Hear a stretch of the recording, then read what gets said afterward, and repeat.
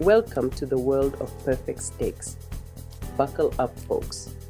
Today, we're diving into the juicy world of steak. A perfect steak is a thing of beauty. It's juicy, it's flavorful.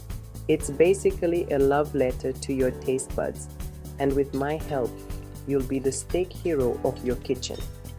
Cooking a steak is a piece of cake, but cooking a steak, now that takes some serious skill.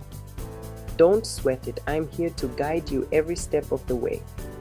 Get ready to wow your family and friends. Are you ready to become a steak master? Let's fire up those grills.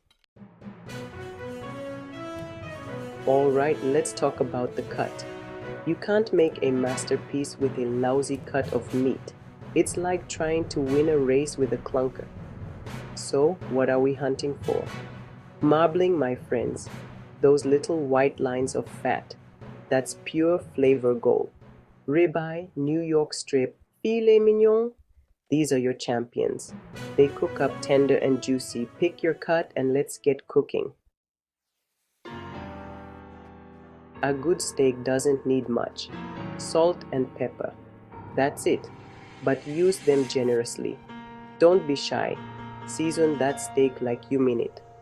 We want flavor in every bite. Let your steak come to room temperature before cooking. This helps it cook evenly. Trust me on this one.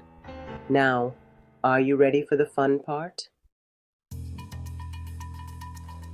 Get your pan screaming hot. We want a good sear. That's where the magic happens. Add some oil. Use extra virgin olive oil. Extra virgin olive oil will do.